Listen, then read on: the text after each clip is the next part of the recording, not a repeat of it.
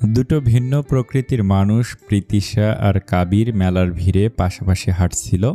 রঙিন আলো, মানুষের কোলাহল আর দূরে ভেসে আসা নাগরদোলার শব্দ সবকিছুই প্রীতিশার জন্য প্রথম। তাই প্রীতিশার মনটা অদ্ভুত এক আনন্দে ভরেছিল। তাছাড়া কাবিরের সঙ্গে আসতে পেরে সে আরও বেশি খুশি। এত সহজে যে ঘাটতেরাটা রাজি হয়ে যাবে সেটা নিজেও ভাবেনি। অন্যদিকে কাবির পুরোপুরি নিজের ভেতরের ভাবনায় ডুবে। মেলায় একা একা অনেক ঘোরা হলেও জীবনে এই প্রথম কোনো মেয়ের সঙ্গে ঘুরছে সে। তাও আবার মেলায় এভাবে। সাম্প্রতিক দিনগুলোতে তার জীবনে যা কিছু ঘটছে সব কিছু যেন হঠাৎ হঠাৎ এসে তাকে অপ্রস্তুত করে দিচ্ছে। কিছু আটকাতে পারছে না, কিছুই পুরোপুরি বুঝতেও পারছে না। ভাবনা সুতো ছিঁড়ে গেল প্রীতিশার ডাকে। এই কাবির, শোনো না, ওগুলো কিনে দাও না। কাবির চমকে উঠে বলল, কি, কোনটা? প্রীতিশা আঙুল তুলে সামনের হাওয়াই মিঠাইয়ের দিকে দেখে একেবারে বাচ্চাদের মতো লাফিয়ে উঠল। ওই যে গোলাপি গোলাপি সাদা সাদা। কাবির নাক সিটকে বলল, বাচ্চাদের মতো ফাল পারতাছ ক্যা? ভালো করে কইলেই তো হয়, আসো দিতাছি। তারপর একটু থেমে আবার বলল, আর গোলাপি গোলাপি সাদা সাদা কি? মানুষ শুনলে কি কইব? ওইগুলোর নাম বুড়ির চুল। প্রীতিশা লজ্জিত ভঙ্গিতে খানিকটা মাথার চুলকে বলল, ও আচ্ছা, আমি জানতাম না নামটা। এরপর কাবির এগিয়ে যায় হাওয়াই মিঠাই কিনতে। কাবিরের পিছু পিছু হাঁটতে হাঁটতে প্রীতিশার ঠোঁটে আপনাতেই একটা মুচকি হাসি এসে গেল। কিছুক্ষণ পর কাবির তার হাতে দুটো হাওয়াই মিঠাই ধরিয়ে দিল। প্রীতিশা যেন খুশিতে ঠিকরে পড়ল, যা তার চোখে মুখে একরাশ উচ্ছ্বাস দেখে যে কেউ বলবে। আর এসবই দৃষ্টিগোচর হলো কাবিরের। এই অল্পতেই খুশি হলো মেয়েটা, কি একটা ভেবে চোখ নামিয়ে নিল কাবির। আরও একটু সামনে যেতে প্রীতিশার চোখে পড়ল ফুচকার স্টলগুলোর। সারি সারি দাঁড়িয়ে আছে। মুহূর্তেই সে কাবিরের শার্টের কোণা ধরে আলতো করে টেনে খোঁচাতে লাগলো। কাবির সিটকে সরে গিয়ে বিরক্ত গলায় বলল, এই সেমনি খোঁচাখুঁচি করো ক্যাঁ? আবার কি দেখলা? আজ তো দেখা যায় আমারে ফতুর বানানোর মতলব কইরা আইছো। প্রীতিশা ফিক করে হেসে বলল, কিপটুস একটা। আচ্ছা যাও, এইটাই লাস্ট, ফুচকা খাও শুধু, পারুম না, সরো। কাবিরের উত্তর ছিল একেবারে সোজা সাপটা।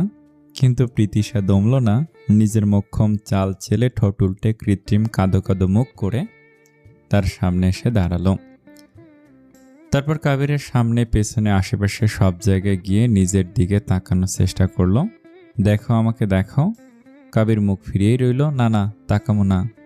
তুমি আমার দুর্বলতা বুঝা ফেলাইছ না। কথা বলতে বলতে হঠাৎ করে কাবিরের চোখ পড়ে গেল প্রীতিশার পান পাতার ন্যায় মুখটায়।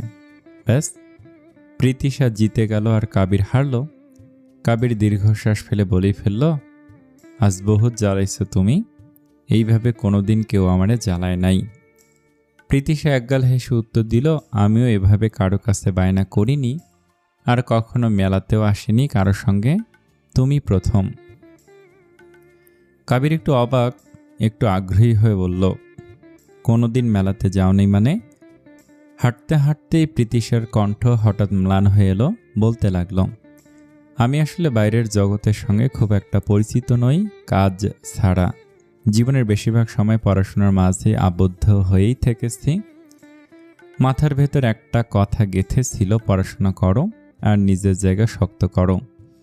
বাইরের জীবন চেনা বলতে নিজের খরচ চালাতে পার্ট টাইম কাজ করেছি, প্রয়োজনে ঘরোয়া কেনাকাটা, এই তো এতটুকুই।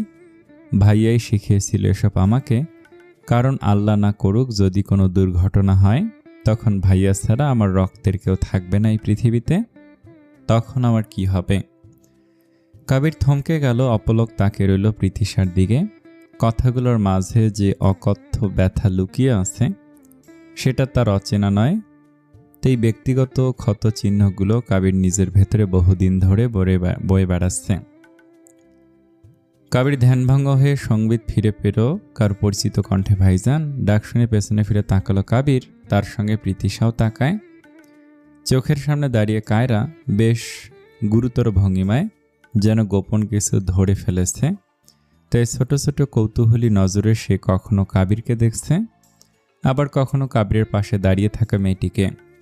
হঠাৎ কোমরে হাত রেখে দুষ্টু হাসি এসে বলে উঠল, হয়ে হয়ে, তাহলে বড় ভাইজান ঠিকই বলেছিল। কাবির সেসবে পাত্তা না দিয়ে সন্দিহার নজরে ভুরুকুঁচকে এক পাশে তাকিয়ে বলল, তুই এইখানে কি করস? একা একা মেলায় আইছস নাকি? কায়রা চোখ পাকি বলে, একা? কখনোই না। আমার বড় বড় দামড়া দুই ভাই জীবনে আমাকে একা ছাড়বে? রিল্যাক্স, বান্ধবীদের সঙ্গে এসেছি। তাইলে তোর বান্ধবীরা কই? কায়রা হাতের ইশারায় পাশের দোকানের দিকে দেখিয়ে দেয় নিজের কয়েকজন বান্ধবীদের। হঠাৎ কিছু মনে পড়তেই ভোল পাল্টে বলে, এক মিনিট, তুমি আমাকে জেরা করছো কেন ভাইজান? জেরা তো আমি করব তোমাকে। কাবির হো হো করে হেসে ওঠে।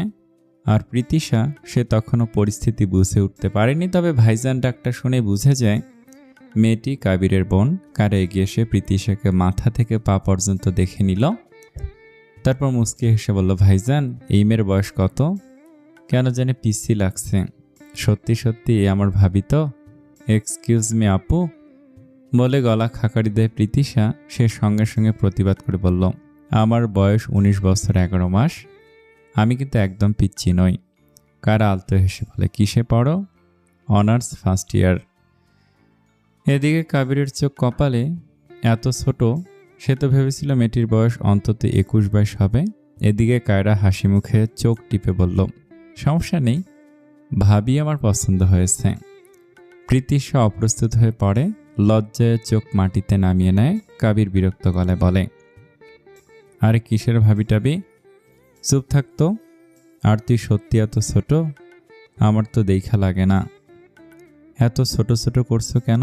প্রীতিশা গম্ভীর গলায় বলে, আমার বান্ধবীদের কেউ কেউ তো বাচ্চার মা পর্যন্ত হয়ে গেছে। কাবির দুহাত তুলে আত্মসমর্পণ করে, এসবে আমি নাই ভাই, এখন মশকরা রাখ তোরা। এরপর প্রীতিশার দিকে তাকিয়ে বলে, অনেক ঘোরা হয়েছে, এখন আসো, রিক্সায় ওঠাই দেই, আমিও বাড়িতে যাবো। তারপর কায়রার দিকে তাকে কড়া স্বরে বলে, আর শোন কায়রা, সন্ধ্যার আগে বাড়ি ফিরবি, তোর বান্ধবীরা না থাকলে আমি বাসায় দিয়ে আইতাম। হ্যাঁ ভাইজান, এখনই বের হব, লেট করব না। এরপর কায়রা প্রীতিশার দিকে ঘুরে মুচকি হেসে বলে, আর ভাবি, ফোন নাম্বারটা দিয়ে যাও, মাঝে মধ্যে ফোন টোন দিব তো। এইসব কি শুরু করছস? কাবির মাথায় হাত তুলে বলে, সানগ্লাস কপালে উঠিয়ে বলল। কায়রা কাবিরকে বলে, তুমি চুপ থাকো তো ভাইজান। প্রীতিশা পরক্ষণে হেসে কায়রাকে বলে, নাম্বার সেভ করো বলছি। নাম্বার সেভ করেই কায়রা ঘুরে চলে যেতে যাবে, ঠিক তখনই এক শক্তপোক্ত চওড়া বুকের সঙ্গে ধাক্কা লেগে পিছলে পড়ে যেতে গেলে মুহূর্তে এক বলিষ্ঠ বাহু তাকে আঁকড়ে ধরে। ভয়ে কায়রা চোখ বন্ধ করে খিঁচে ফেলে। একটু ধাতস্থ হয়ে চোখ বন্ধ রেখেই বলে, আমার কোমরে ব্যথা পাচ্ছি না কেন? এতক্ষণে তো ভেঙে যাওয়ার কথা। গম্ভীর কণ্ঠে দাঁতে দাঁত চেপে কেউ বলে, পড়লে তো ব্যথা পাবে ইডিয়েট। ধমক খেয়ে কায়রা সিটকে তাড়াতাড়ি সরে দাঁড়ায়। চোখ খুলতেই সামনে প্রিশানকে দেখে। মুহূর্তেই ঠোঁটে এক চিলতে হাসি খেলে যায় কায়রার। পুরো দৃশ্যটাই যেন সিনেমার মতো লাগলো তার কাছে। ভাবনার মাঝে প্রিশান তেজি স্বরে বলে, যেখানেই যাও ঝড় নিয়ে আসো কেন? স্বাভাবিক থাকতে পারো না কোথাও? কায়রা তার বোকামি বুঝতে পেরে বলে, এক্সট্রিমলি সরি স্যার। এরই মাঝে প্রিশান প্রীতিশাকে মেলায় দেখে অবাক চোখে তাকিয়ে বলে, তুই মেলায় এসেছিস? কই আমাকে বলিসনি তো? প্রীতিশা থমকে যায়, কি বলবে বুঝে উঠতে পারে না। ভাগ্য ভালো কাবির তখন আশেপাশে নেই, প্রাকৃতিক ডাকে কোথাও গিয়েছে, কিন্তু প্রীতিশা কি বলে সামাল দেবে বুঝতে পারছিল না। এদিক ওদিক তাকাচ্ছিল ভয়ের চোটে। কোনো মতে আমতা আমতা করে বলতে চেষ্টা করলো, ওই আসলে ভাইয়া হয়েছে কি আমি। কারা বুঝলো প্রিশান স্যারের বোন এই প্রীতিশা। অবাক হলো প্রচুর, তবে সেসব নিয়ে না ভেবে পরিস্থিতি বুঝে এগিয়ে এসে বলে, প্রীতিশা আমার ফ্রেন্ড হয় স্যার, ও আমার সাথে এসেছে তাই না? প্রীতিশা তাড়াতাড়ি মাথা নাড়ায়। কায়রা ভদ্রভাবে বলে, ঠিক আছে স্যার, তাহলে এবার আমরা আসি, আসসালামু আলাইকুম। প্রিশান সংক্ষেপে মাথা নেড়ে উত্তর দেয়, ওয়ালাইকুম সালাম। প্রিশান চোখের চশমাটা ঠিক করে বলে, আমাকে বললেই তো নিয়ে আসতাম। আচ্ছা চল বাড়ি যাই। প্রিভান আজ জোর করছিল, বলল মেলার শেষ দিন আজ, নিয়ে যেতেই হবে, তাই ওকে নিয়ে এসেছি। মেয়েটা তো পায়ের জন্য আসতে পারল না। প্রীতিশা মাথা নেড়ে বলে, হ্যাঁ, প্রিহার সঙ্গে আসারই প্ল্যান ছিল। যাই হোক, প্রিপ কোথায়?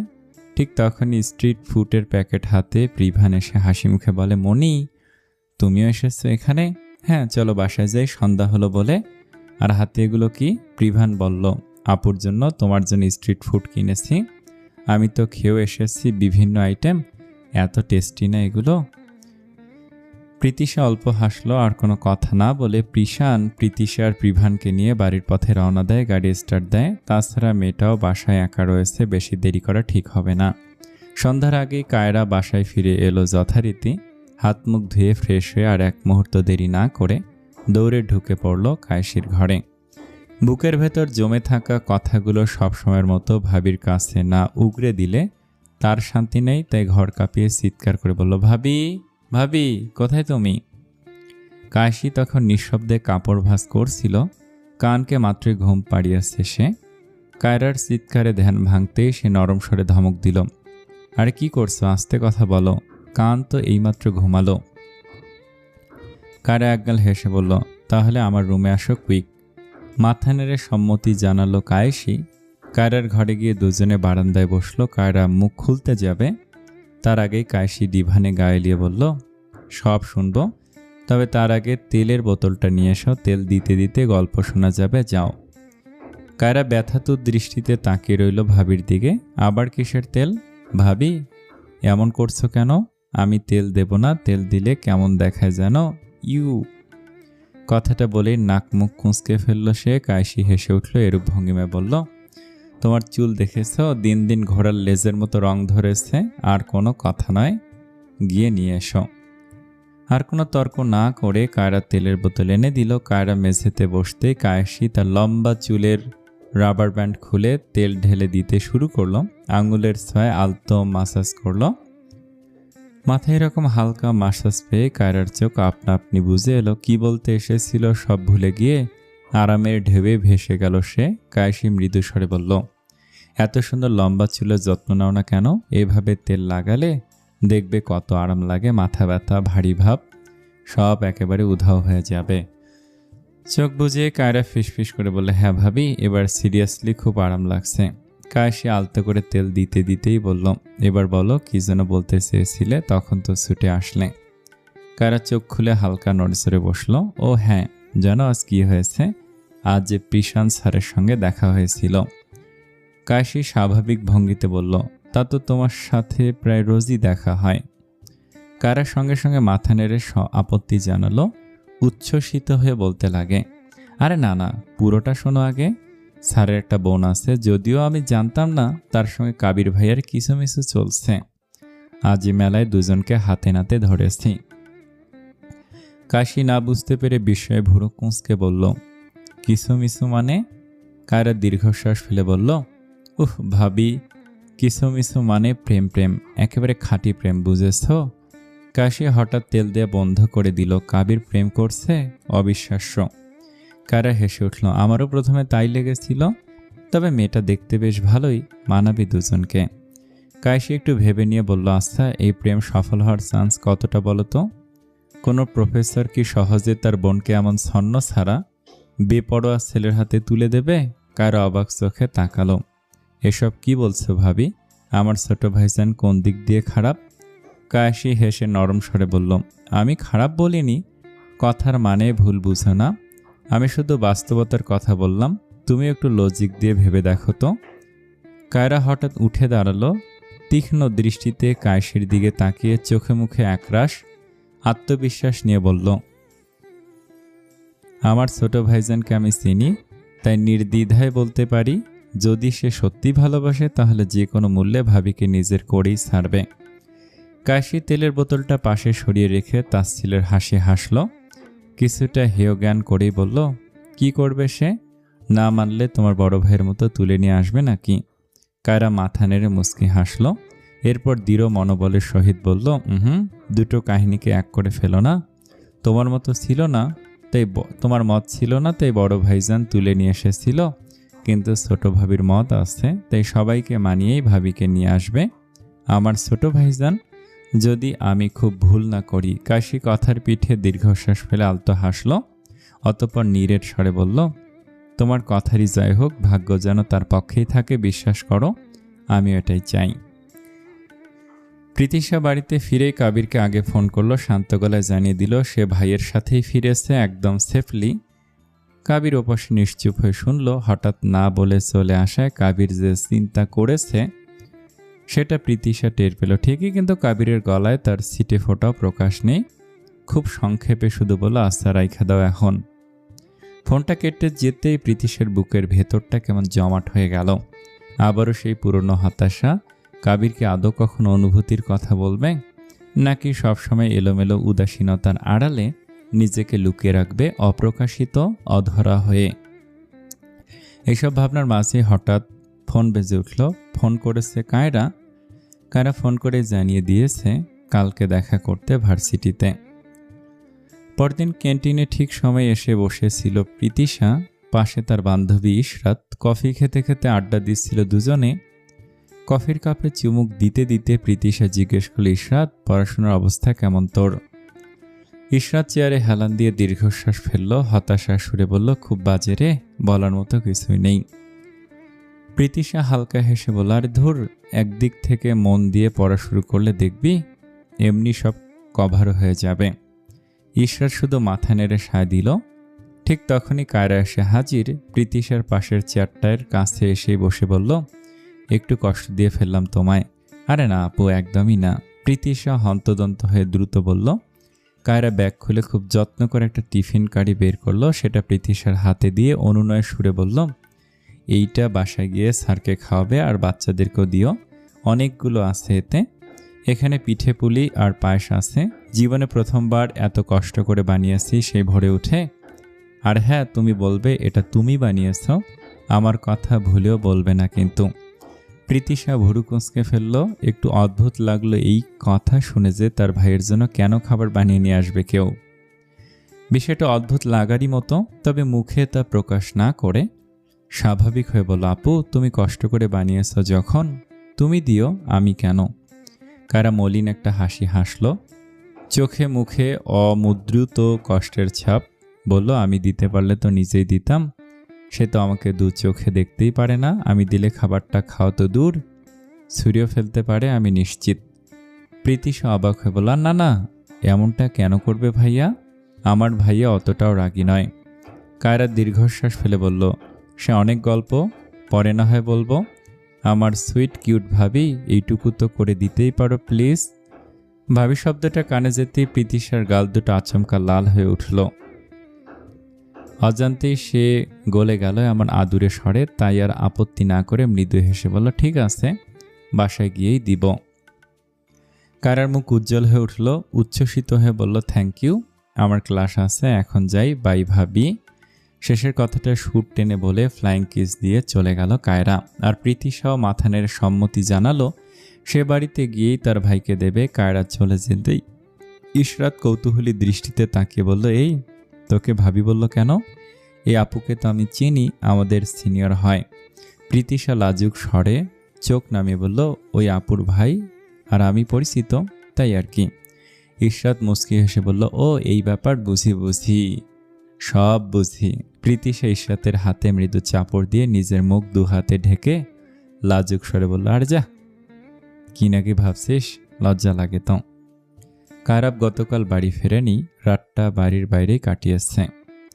এই অস্বাভাবিক ঘটনায় কায়েসের বুকের ভেতর অজানা সংখ্যার ঢেউ তুলেছিল। হ্যাঁ, অস্বাভাবিকই তো, কারণ যত কাজের চাপই থাকুক না কেন, কায়রাব কখনোই বাইরে রাত কাটায় না। শত কাজ শেষে রাতে বাড়ির পথেই ফেরে সে, কিন্তু আজ সবকিছু যেন ব্যতিক্রম। ফোন করতে গিয়েও করা হয়নি আর। কায়েসি জানে ফোন করলে কায়রাব নিশ্চয়ই মজা নেবে বিষয়টা নিয়ে, সেসব ভেবে আর ফোন করা হয়নি। এইসবের জন্য কাল রাতেও ঘুমও হয়নি কায়েসির। কাল রাত থেকে শুধু নীরবে কায়রাভের ফেরার অপেক্ষায় করতে থাকে সে। সকালের দায়িত্বগুলো কায়েসি যথারীতি সামলে নিয়েছে। কানকে সকালের খাবার খাইয়ে খেলনার সরঞ্জাম দিয়ে বসিয়ে দিয়েছে মাদুরের ওপর। শিশুটার ছোট্ট দুনিয়ায় তখন শুধু রঙিন খেলনা আর কল্পনার রাজ্য নিয়ে, বাইরের কোনো উদ্বেগ সেখানে ঢোকার পথ পায়নি। হঠাৎ সদর দরজায় শব্দ হলো। শব্দটা কানে যেতেই কায়েসি প্রায় দৌড়েই নিচে নেমে এলো। দরজা খুলতে দেখা গেল কায়রাবকে। তার চোখ মুখে গভীর ক্লান্তির ছাপ। রাতে ঘুম হয়নি, তারও স্পষ্ট বোঝা যাচ্ছে। কায়েসিও বুঝল আর মনে সন্দেহের দানা বাঁধল। তাই ক্লান্তি দেখার অবকাশ না পেয়েই কায়েসির মনে জমে থাকা প্রশ্নগুলো একসাথে উগরে বেরিয়ে এলো। ক্ষুব্ধ হয়ে বলতে লাগলো, কাল সারা রাত কোথায় ছিলেন আপনি? বাসায় আসেননি কেন? আজ দুপুর গড়িয়ে যাচ্ছিল আর আপনি এখন? কথাগুলো শেষ হওয়ার আগে কায়রাব তর্জনী আঙুল দিলে কায়েসির ঠোঁট চেপে ধরে। সেই স্পর্শে সমস্ত অভিযোগের শব্দ থেমে গেল। কায়েসিও ভুরু কুঁচকে নিল। কায়রাব শান্ত ক্লান্ত কণ্ঠে সে বলল, একটু পরে কথা বলি, এখন ভীষণ ক্লান্ত আমি, আগে একটু ঘুমাতে দাও, আমি রুমে যাচ্ছি। এই কথা বলে কায়রাব ধীরে ধীরে সিঁড়ির ধাপ পেরিয়ে নিজের ঘরের দিকে এগিয়ে যায়। কিন্তু কায়েসি সহজে ছাড়বার পাত্রী নয়। উত্তর না পাওয়া পর্যন্ত তার জেদ থামে না। তার প্রশ্ন উত্তর চাই। তাই কায়রাবের পিছু পিছু সেও সিঁড়ি বেয়ে উঠে আসে। ঘরে ঢুকে কায়েসির চোখে পড়ে আরেক দফা অস্বাভাবিক দৃশ্য। বাইরের পাঞ্জাবিটা না খুলেই আয়েশি ভঙ্গিতে বিছানায় শুয়ে আছে কায়রাব। জুতোটা পর্যন্ত খুলেনি। এমনটা সে কখনো করে না, কারণ কায়েসি এসব অপছন্দ করে। এ কথা কায়রাব ভালো করেই জানে। আজ যেন সব কিছু নিয়ম ভেঙে চলছে। এই অনিয়ম কায়েসির মাথার ভেতরে রাগটাকে আরও উস্কে দিল। রাগ যেন তরতর করে বেড়েই চলেছে। সে কায়রাবের পাশে বসে চেঁচিয়ে উঠল, এখন ঘুমাতে পারবেন না আপনি? উঠুন বলছে, আগে আমার সব প্রশ্নের উত্তর দিন। চেঁচামেচিতে কায়রাবের বন্ধ চোখ খোলে। ভুরু কুঁচকে বিরক্তির সঙ্গে উঠে বসে সে বলল, এইসব কি শুরু করেছো কায়েসি? এসে থেকে দেখছি, বললাম তো আমি ভীষণ ক্লান্ত। কিন্তু কায়েসি থামার মেয়ে নয়। গলার স্বর আরও চওড়া হয়ে তারপর বলে, আমি শুরু করেছি, আপনি রাতে বাড়ি ফেরেননি কেন? কি এমন রাজকার্য করে এসেছেন যা আমাকে বলা যাচ্ছে না? সত্যি করে বলুন, কার সঙ্গে রাত কাটিয়ে এসেছেন বলুন। কথাটা শুনে কায়রাব মুহূর্তের জন্য থমকে গেল। তারপর ঠোঁটের কোণে এক চিলতে বাঁকা হাসি ফুটিয়ে কায়েসিকে পরীক্ষা করতে বলে, যে মেয়ের সঙ্গে রাত কাটাই না কেন তাতে তোমার কি? তুমি তো আর আমাকে ভালোবাসো না। কায়েসি চোখ তুলে তাকে কঠিন স্বরে বলে, আপনি আমার স্বামী, এটা ভুলে যাবেন না। আমার সব কিছু জানার অধিকার আছে। কায়রাবের হাসি আর গভীর হয়, আমারও তো 4টা বিয়ে করার অধিকার আছে। কায়েসির কণ্ঠ হঠাৎ কেঁপে ওঠে। আহত গলায় বলে, কি? আপনি এমন কথা কিভাবে বলতে পারলেন? কায়রাব হেসে উঠে উচ্চ স্বরে, আরে রিল্যাক্স, মজা করছিলাম। এক বউ সামলাতেই হাড় ক্ষয় হয়ে যাচ্ছে, আবার 4 বউ। কায়েসি ব্যথাতুর ভঙ্গিতে বলে, আপনার মুখে এমন কথা মানায় না। কায়রাব আর কিছু না বলে ফোনটা তুলে নেয়। কায়েসির এসবের মানে বুঝতে পেরেছে, তাই আর না জ্বালিয়ে কাউকে কল করে। রিসিভ হতে কায়রাব বলে, কাল রাতে আমরা কি করছিলাম বলো তো সবুজ? ওপাশ থেকে সবুজ খানিকটা হতচকিত গলায় বলে, এইটা কি অদ্ভুত প্রশ্ন ভাই? যা জিজ্ঞেস করেছি সেটার উত্তর দে। কাল আমরা দলের ছেলেপেলেরা মিলে সারা রাত বারবিকিউ পার্টি করেছি, সঙ্গে কয়েক বোতল মাল। এর আগে কায়রাব ফোন কেটে দেয়। কায়েসির দিকে তাকিয়ে বলে, শুনেছ, কোনো মেয়ে লোকের কাছে ছিলাম না আমি। আমার সম্পর্কে এত জঘন্য ধারণা এলো কিভাবে তোমার মাথায়? কায়েসির দৃষ্টি নামিয়ে নেয়, ধীর স্বরে বলে, রাজনীতিতে ভালো মানুষ খুব কমই থাকে, আর তাদের চরিত্র খুব একটা ভালো থাকে না। কায়রাব শান্ত স্বরে বলে, ভালো মানুষ কম থাকে কথাটা ঠিক, কিন্তু সবার নারী দোষ থাকে না। কেউ কেউ এক নারীতে আসক্ত থাকে, আমার মতো। এই কথা শুনে কায়েসি উঠে চলে যেতে চাইলে আচমকা কায়রাব তার হাত ধরে টেনে আবার নিজের খুব কাছে বসিয়ে নেয়। তারপর এক হাতে জড়িয়ে ধরে চোখে দুষ্টু হাসি এনে কায়েসির দিকে গভীরভাবে তাকিয়ে বলে, আমার জন্য চিন্তা করছিলে তাই না কায়েসি? তোমার বুকটা জ্বলছিল স্বামীর চিন্তায়, ঠিক কিনা বলো? কায়েসি দ্রুত নিজেকে ছাড়িয়ে নেয়। এদিক ওদিক তাকিয়ে ছটফট করতে থাকে, তবু নিজের নাজুকতা গোপন করে বলে, একদমই না। আমার কেন জ্বলবে? অধিকার আছে বলেই প্রশ্ন করেছি। বউ আমি আপনার, আর আপনিও বাধ্য উত্তর দিতে। কায়রাব দীর্ঘশ্বাস ফেলে নিজের বুকে হাত বুলায়। গলায় জমে থাকা আক্ষেপ ঝরে পড়ে কথায়। কখনো তো মিথ্যে বলতেও পারো, শুধু একবার বললেই পারতে, আমি আপনাকে ভালোবাসি, তাই এমন করি। এই মিথ্যেটুকু শুনলেও তৃষ্ণার্ত বুকটা শান্ত হতো। বিকেল গড়িয়ে সন্ধ্যা নামছে। প্রীতিশা ঘরে ফিরে কায়রার দেয়া টিফিন বক্সটা আলতো করে রান্নাঘরের টেবিলে রেখে দেয়। ফ্রিজে তোলার প্রয়োজন বোধ করে না, কারণ শীতের দিনে এসব খাবার নষ্ট হওয়ার ভয় নেই। আর একটু পরেই তো প্রিশান ফিরবে, তখন এই পিঠেগুলো গরম গরম বেড়ে দেয়া যাবে। এসব ভাবনার মাঝেই দরজার শব্দ পায়। প্রিশান এসে গেছে, সঙ্গে প্রিভান বরাবরের মতো প্রীতিশাকে হাই বলে সোজা নিজের ঘরে ঢুকে যায়। প্রীতিশা মৃদুস্বরে প্রিশানকে বলে ওঠে, ভাইয়া ফ্রেশ হয়ে টেবিলে বসো। আচ্ছা বলেই প্রিশান ঘরের দিকে যায়। কিছুক্ষণ পর ফ্রেশ হয়ে এসে টেবিলে বসতেই প্রীতিশা একটি প্লেটে পিঠে পুলি আর পাশে বাটি ভরা পায়েস তুলে দেয়। খাবার দেখে প্রিশান অবাক হয়ে তাকিয়ে থাকে। এসব কখন বানালি? প্রীতিশা জিভ দিয়ে ঠোঁট ভিজিয়ে একটু ভেবে নেয়, তারপর স্বাভাবিক ভান করে বলে, ওই আর কি, হুট করে ভাবলাম। খেয়ে দেখো না। পিঠে পুলি আর পায়েস প্রিশানের দুর্বলতা, কারণ প্রিশান আগে ভোজনরসিক মানুষ ছিল। শীত গ্রীষ্ম নির্বিশেষে প্রিশানের স্ত্রী পৃথা এগুলো বানিয়ে রাখত শুধু তার স্বামীর পছন্দের কথা ভেবেই। একদম পাক্কা ঘরণী ছিল পৃথা। প্রিশানের মুখে কিছু বলার আগেই সব হাজির করত সে। পৃথা চলে যাওয়ার পর সেই স্বাদ, সে যত্ন সব যেন হারিয়ে গেছে। ঠিকমতো খাওয়া দাওয়া আর হয়ে ওঠে না। হঠাৎ প্রীতিশার কণ্ঠস্বরে তার ভাবনার সুতো ছিঁড়ে যায়। কি হলো ভাইয়া, খাচ্ছ না কেন? হ্যাঁ খাচ্ছি, বাচ্চাদেরকেও ডাক, ওরাও তো এগুলো খুব পছন্দ করে। আমি বরং দিয়ে আসছি ওদের রুমে, তুমি শুরু করো, ওরা গেমস খেলতে বসে গেছে নিশ্চয়ই। এই বলে প্রীতিশা বাকি পিঠে পুলি আর পায়েস নিয়ে প্রিহার ঘরে যায়। প্রিভানও সেখানে এসে খাবার দেখে চোখ মুখ উজ্জ্বল করে তোলে। দুই ভাই বোন মিলে খেতে বসে যায় উচ্ছ্বসিত হয়ে। তাদেরও পিঠে পুলি খুব পছন্দের। অনেকদিন পর প্রিশান যেন মন ভরে খায়। খাওয়া শেষে অজান্তেই ঠোঁটের কোণে এক ফোঁটা হাসি খেলে যায়। তাই সে প্রীতিশাকে ডেকে বলে, এটা কি সত্যি তুই বানিয়েছিস? প্রীতিশা থমকে ভাইয়ের দিকে তাকায়, ভাবলো ধরা পড়ে গেল নাকি। তাই একটু ইতস্তত করে বলে, হ্যাঁ মানে আমি ছাড়া আর। কথার মাঝেই প্রিশান পকেট থেকে 1000 টাকার নোট বের করে এগিয়ে দেয়। একগাল হেসে বলল, সত্যি বলছি, অনেকদিন পর তৃপ্তি করে খেলাম। তোর হাতের রান্না এত সুস্বাদু কবে হলো বলতো? আর এই টাকাটা রাখ। প্রীতিশা হাসি মুখে টাকাটা নেয় আর অদ্ভুতভাবে তার ভাইয়ের হাসি মুখটা অনেকদিন পর লক্ষ্য করলো। সচরাচর প্রিশান হাসে না এমন, তার মানে খাবারটা তার ভাইয়ের সত্যি খুব ভালো লেগেছে। কিন্তু মনটা অন্য কথা ভাবলো। আবার মনে মনে ঠিক করে ফেললো কাল ভার্সিটিতে গিয়ে কায়রার হাতে এই টাকাটাই তুলে দেবে। এটা যে আসলে তারই প্রাপ্য। নির্বাচন শেষ, ফলাফল ঘোষণার সঙ্গে সঙ্গে শহরের বাতাস বদলে গেল। কায়রাব তাজওয়ার খান 24,000 ভোটে এগিয়েছিল। অবশেষে সে বিজয়ী নির্বাচিত হয়েছে টাঙ্গাইল সদর উপজেলার 5 আসনের এমপি হিসেবে।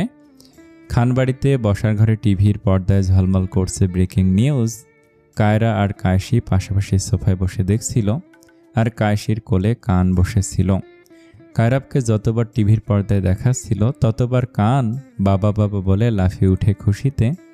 আবার কায়রার বুক টিপ টিপ করছিল উত্তেজনায়, ফলাফল কী হবে তাই ভেবে। কিছু মুহূর্ত পরেই কায়রাবের বীজের খবর শুনলে সে সোফা থেকে লাফিয়ে উঠে দাঁড়ালো। আঙুল গোল করে সিটি বাজাতে বাজাতে কানকে উঁচু করে তুলে ধরে নিয়ে ঘুরতে লাগলো। তার চোখে মুখে আনন্দের উচ্ছ্বাস যে তার ভাইজান জিতেছে। কিন্তু কায়সি স্বভাবসুলভ নিরুত্তাপ, তার মধ্যে কোনো হম্বিতম্বি নেই। একটা দীর্ঘশ্বাস ফেলে উঠে যেতে উদ্যত হতেই কায়রা খপ করে কাশির হাত ধরে ফেল। আরে ভাবি, কোথায় যাচ্ছ? সেলিব্রেট করতে হবে না তো? জানি এসব তোমার ভালো লাগবে না, কিন্তু আমার লাগবে। এখন চুপচাপ বসো, নড়বে না একদম। আমি ফ্রিজ থেকে মিষ্টি আনছি। কাশি কিছু বলল না। কায়রার জেদ ঠেলতে না পেরে অগত্যা ধীর পায়ে আবার সোফায় বসল। এক পলক টিভির পর্দার দিকে তাকালো। পর্দায় কায়রাব শুভ্র পাঞ্জাবির উপর সাদা শাল গায়ে দাঁড়িয়েছে আর হাসি মুখে হাত নেড়ে মানুষকে অভিবাদন জানাচ্ছে। এসব দেখতে দেখতে কায়সির মনে হলো লোকটাকে এখন পাক্কা নেতা লাগছে। না, সে তো আর নেতা নয়, এমপি হয়ে গেছে। হেডলাইন, ব্রেকিং নিউজ, সবখানি শুধু তার নাম জপছে সবাই। কায়রা ফিরে আসার আগ পর্যন্ত কায়সির দৃষ্টি সেই পর্দার উপরে কায়রাভের উপরে আটকে রইল। আশ্চর্য, সামনাসামনি নিজ ইচ্ছায় লোকটাকে কখনো এমন করে দেখার আগ্রহ জাগেনি তার। ভাবনার ফাঁকে কায়রা এসে মুখের সামনে মিষ্টি ধরল, বলল, নাও হা করো। কাশি হা করতে কায়রা পুরো মিষ্টি মুখে গুজে দিল, তারপর নিজেও খেলো একটা মিষ্টি। কাশির দিকে তাকে ভুরু নাচিয়ে নাচিয়ে মুচকি হেসে বলল, তো বলুন ম্যাডাম, এমপির বউ হয়ে অনুভূতি কেমন? কাশি মেকি হাসি হেসে উত্তর দিল, অনুভূতি শূন্য। কায়রা চোখ ছোট করে তাকালো, তুমি তো বলেছিলে ভাবি সব ঠিক করে নেবে, চেষ্টা করবে, তাহলে এসব কি কথা? কাশি ঠোঁট গোল করে শ্বাস ছাড়ল, চেষ্টা তো করছি, তাই তোমার ভাইয়ের সাথে গত 2 দিন ধরে স্বাভাবিক কথাবার্তা বলছি, ঝগড়া করিনি এখনো, আর কি করতে বলো? কায়রা হেসে ফেলল, সে হাসির মানে কাশিকে কোনো কিশোরীর চেয়ে কম লাগলো না তার কাছে, যেন অনেক বড় কিছু করে ফেলেছে। সে এমনভাবে কথা বলল, কায়রা বলেন, করতে তো অনেক কিছু হবে ভাবি, এক কাজ করো, আজ একজন ভালো বউয়ের দায়িত্ব পালন করো। কাশি ভুরু কুঁচকে তাকিয়ে থাকতেই কায়রা মিষ্টির বক্সটা হাতে ধরিয়ে দিল, এটা রাখো, ভাইজান আসলে তুমি নিজ হাতে তাকে বীজের মিষ্টি খাইয়ে দেবে। কাশি সরাসরি বলল, তুমি খাইয়ে দিও, আমি পারবো না, রাজনীতি আমার অপছন্দ, তার উপর সেই বীজের মিষ্টি না, আমি পারবো না। কায়রার রাগ হলো এবার, এত হটকারিতা মানতে পারবে না সে, তাই দাঁতে দাঁত চেপে বলল, এই জন্যই তোমাদের সম্পর্ক কোনোদিন ঠিক হবে না। আমার ভাইজান 10 পা এগোলে তুমিও 1 পা বাড়াও না, সম্পর্কটাকে একার কত টানবে সে? এখনও সেই সোকল্ড অতীত নিয়ে পড়ে আসো, থাকো, আর কিছু বলবো না তোমাকে, থাকো তোমরা যেমন থাকো, আমার কি?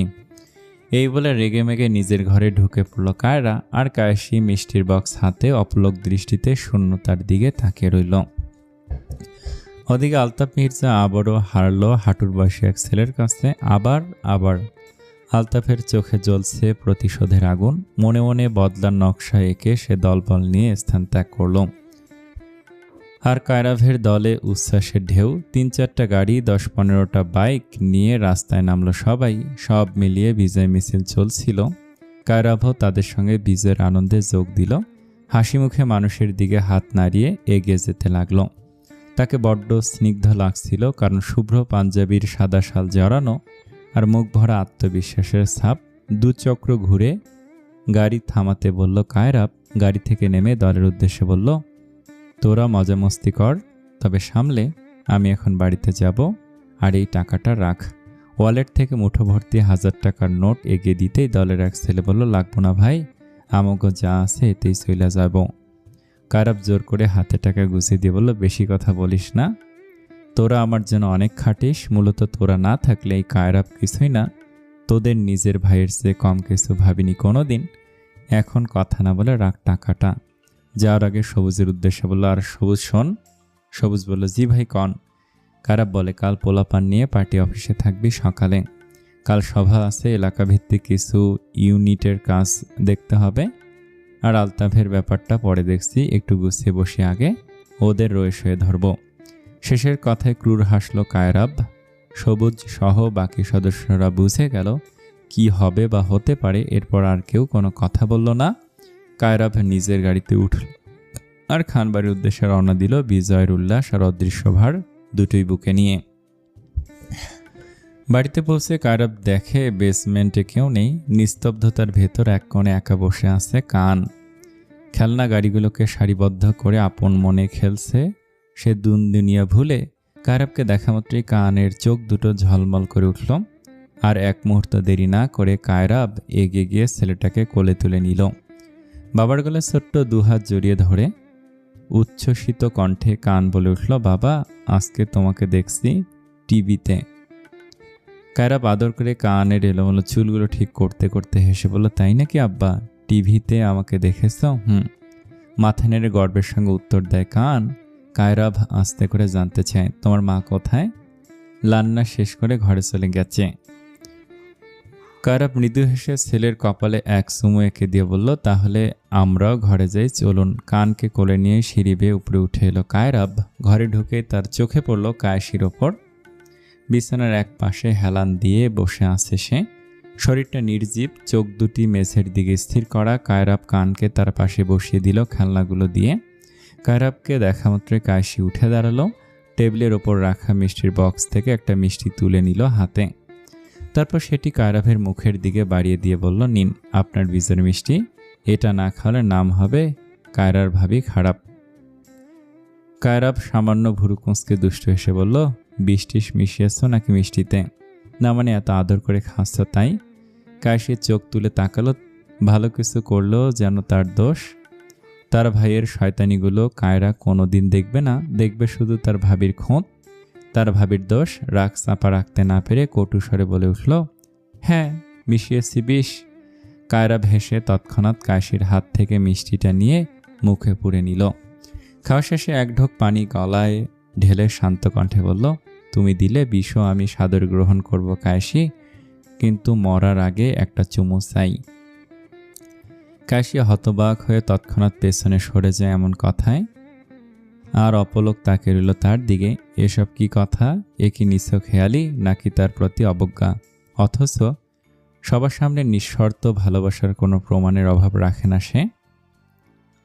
কায়রাব কাশিকে আর কিছু না বলে কানের দিকে তাকিয়ে বলল, আব্বা মিষ্টি খাবেন একটা দেই? কান মাথা নাড়িয়ে খেলতে খেলতে নিষ্পাপ কণ্ঠে বলল, না খেয়েছি, মা খাইয়ে দিছে। কায়রাব মৃদু হেসে বলল, আচ্ছা। এরপর কায়রাব ওয়াশরুমে চলে গেল ফ্রেশ হতে। কাশি সেখানে দাঁড়িয়ে রইল চুপচাপ, তবে ভেতর ভেতর অস্থির হয়ে। বুকের ভেতর জমে থাকা অস্বস্তিটা আর সহ্য হচ্ছে না। আজ কিছু একটা হেস্তনেস্ত করতে হবে। এই নীরবতা, হেয়ালি আর অব্যক্ত ক্ষোভ, এইসব কিছু মিলিয়ে তার ভালো লাগছে না একদম। সবাই পেয়েছেটা কি তাকে? আজ কথা বলতেই হবে কায়রাবের সাথে, সব বলবে সে। প্রীতিশা টিউশন করিয়ে ফিরছিল, দুপুর গড়িয়ে বিকেল নামছে। রাস্তার ধুলোয় ক্লান্তিটা আরও বাড়ছে। মাঝ পথে উঁচু সিমেন্টের ঢিবির উপর বসে পড়ল সে। হঠাৎ করে শরীরটা ক্লান্ত লাগছে, যেন কাঁধে অদৃশ্য বোঝার ভার। নিজের জন্য 2 মিনিট সময়ও তার নেই। এই ভাবনাটাই তার বোঝা। চুপচাপ বসে বসে ডান হাতটা তুলে ধরল চোখের সামনে। হাতের তালুর মাঝ বরাবর কাটা ক্ষত স্থান। কাল রাতে দা দিয়ে সবজি কাটার সময় হাত পিছলে গিয়ে এমনভাবে কেটেছে যে এখনো জ্বালা কমছে না। ব্যথা ঢেকে রাখতে একটা দীর্ঘশ্বাস ফেলল সে। ঠিক তখনই পাশ থেকে ভেসে এলো পরিচিত একটা গলার স্বর, এনে একা একা বইসা আছো কেন? প্রীতিশা মুখ তুলে তাকালো, কাবির এসেছে। মুহূর্তেই তার মুখের ভাবমূর্তি পাল্টে গেল। ক্লান্তি ঢেকে দিয়ে হালকা হাসি টেনে আনলো ঠোঁটে। ডিবি থেকে উঠে দাঁড়িয়ে হাসি মুখে বলল, কেমন আছো তুমি? ভালো। হাতে কি হয়েছে? ব্যান্ডেজ কেন? আবার কোনো আকাম করছো? কাবিরের চোখ হাতের দিকেই পড়েছে প্রথমে। প্রীতিশা দ্রুত হাতটা আড়াল করে ফেলল, কিছু না, সামান্য কেটে গেছে।